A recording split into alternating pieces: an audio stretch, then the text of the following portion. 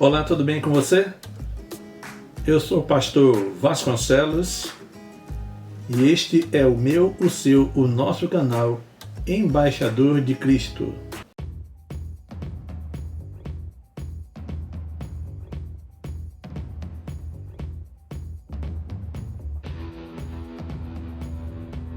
O vídeo de hoje nós estaremos tratando a respeito de necromancia ou espiritismo.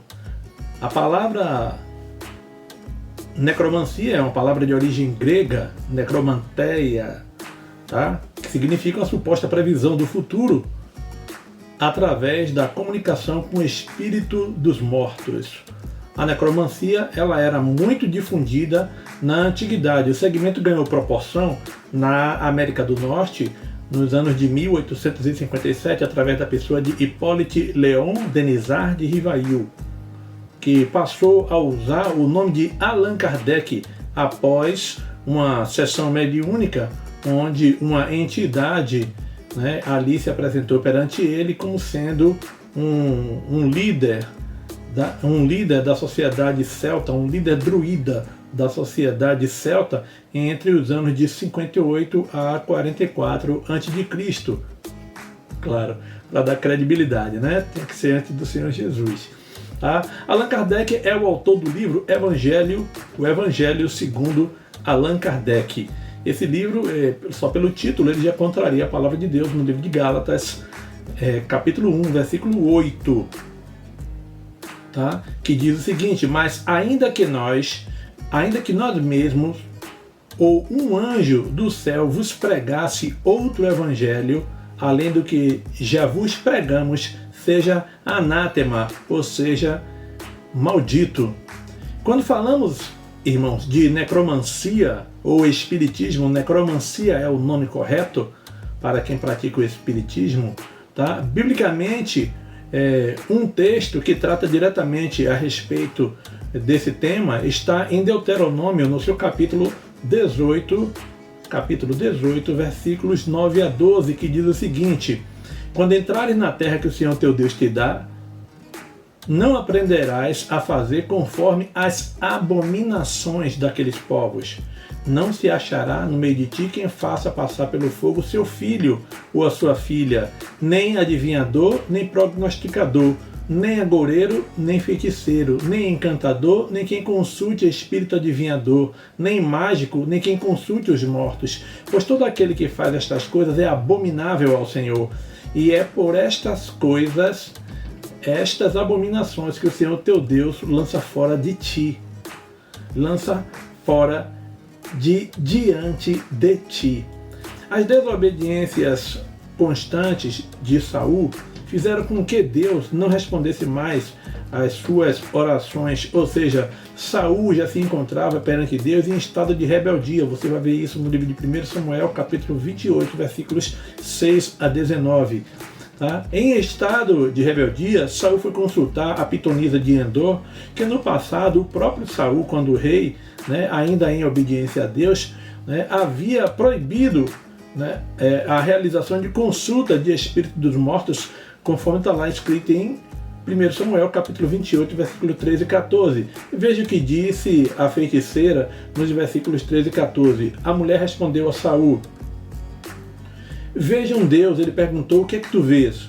Quando ela fez a invocação, ela disse: vejo um Deus com D minúsculo, que vem subindo da terra. E Saul lhe perguntou: como é a sua figura? E ela disse: vem subindo um ancião e está envolto numa capa. Entendendo Saul que era Samuel, inclinou-se com o rosto em terra e lhe fez reverência e ouviu as instruções do Espírito. Em 1 Samuel capítulo 31, versículos 4 e 5, em meio à guerra, Saul e seu escudeiro cometeram suicídio com medo dos filisteus, porque o Espírito havia revelado de que Saul morreria em combate na guerra. Contudo, ele cometeu suicídio, tá? Ele e seu escudeiro. As ramificações do espiritismo são a quiromancia, a adivinhação através das linhas das mãos, a cartomancia, que é a adivinhação fazendo uso de combinação das cartas, incluindo aí também o tarô e as suas modalidades, a grafologia, que é a análise dos traços caligráficos com a finalidade de adivinhar a personalidade da pessoa, a hidromancia, que é a arte da adivinhação através da observância da água, seu leito e suas ondulações, a astrologia, que é o estudo ou conhecimento da influência dos astros e dos signos no destino e no comportamento dos homens. Tá bom? Outras ramificações do espiritismo que lida também com consulta de espíritos e entidade é o voodoo, o candomblé, a quimbanda e a macumba. A necromancia ou espiritismo, tá? Tem como dogma principal a reencarnação, sob a alegação de que a Bíblia lhe dá respaldo para isso. Vejamos então a diferença entre as duas definições, porque no Espiritismo eles lidam com reencarnação, mas a Bíblia lida com ressurreição, tá bom? Reencarnação é a crença de que após a morte o espírito de um ser humano retorna à vida com outro corpo, entendido como sinônimo de metempsicose, termo que abrange também o renascimento ou retorno sobre a forma, o renascimento ou retorno desse espírito sobre outra forma de outras espécies. Então, tanto na consulta mediúnica como na reencarnação, o espírito volta em corpos diferentes e em épocas diferentes, facultando a comunicação com os espíritos dos mortos, pluralidade, tá? De vidas vividas que visam o aperfeiçoamento espiritual. E pelo karma, ninguém está habilitado para impedir o homem de sofrer as consequências dos seus atos na vida passada. A caridade é a forma de se justificar e redimir dos pecados das vidas passadas. Deus existe, mas não como justificador do homem.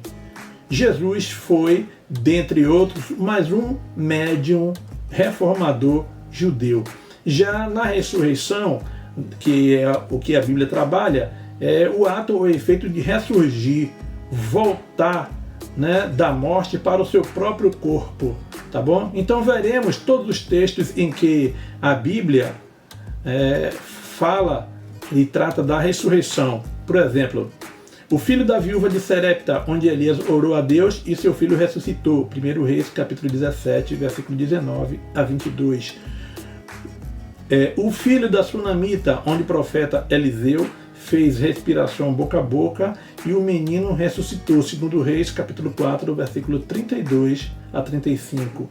O defunto que foi jogado na cova de Eliseu, que ressuscitou quando o corpo tocou nos ossos do profeta Eliseu, do profeta Eliseu. 2 Reis, capítulo 2, versículo 13. 2 Reis, capítulo 13, versículo 21. A filha de Jairo, que estava morta, e o Senhor Jesus, ao tomá-la pela mão, ela ressuscitou. Marcos, capítulo 5, versículos 35 a 43. O filho da viúva de Naim, que caminhava para sepultar, né, o seu filho, e ao encontrar com o Senhor Jesus no caminho, ele ordenou que o seu filho voltasse a viver. Lucas, capítulo 7, versículo 14 a 15. Lázaro, com 4 dias de morto, Jesus mandou e ele ressuscitou. Está lá em João, capítulo 11, versículos 43 e 44.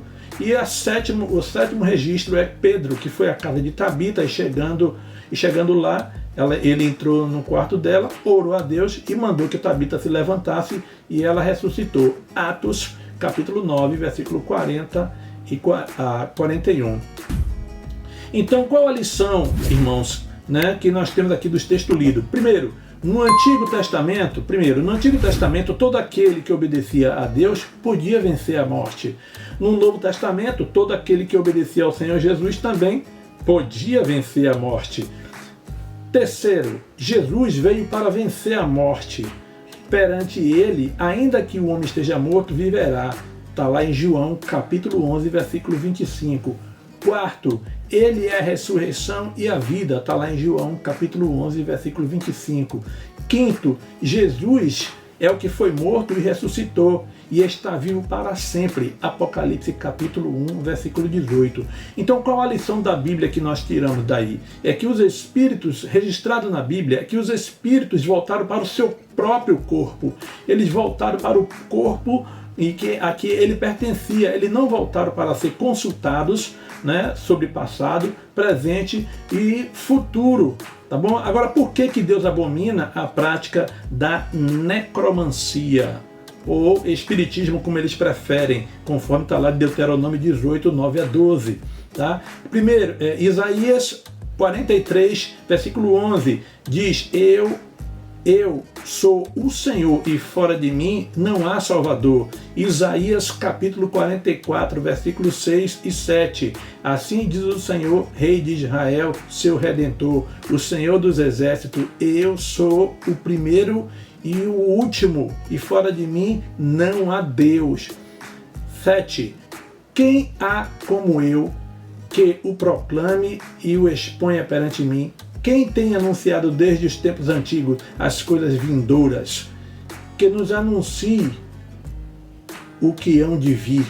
Isaías 45, 21. Anunciai e apresentai as razões. Tomai conselhos todos juntos. Quem mostrou isso desde a antiguidade? Quem de há muito o anunciou? Porventura não sou eu, o Senhor? Pois não há outro Deus senão eu, Deus justo e Salvador, não há além de mim. Lucas 2,11.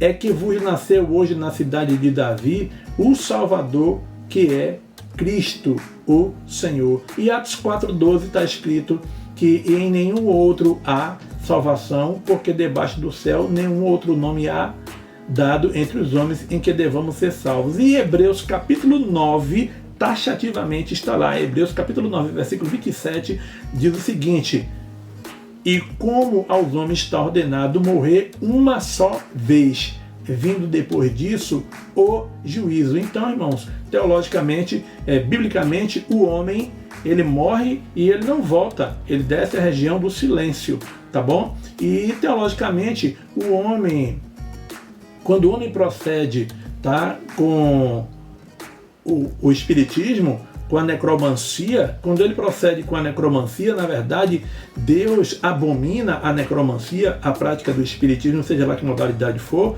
porque ele é o único Deus todo-poderoso, onisciente, onipresente, onipotente, criador dos céus e da terra, é quem criou também o homem e criou a terra e tudo que nela há. É ele quem sabe de todas as coisas e quem pode responder todas as coisas.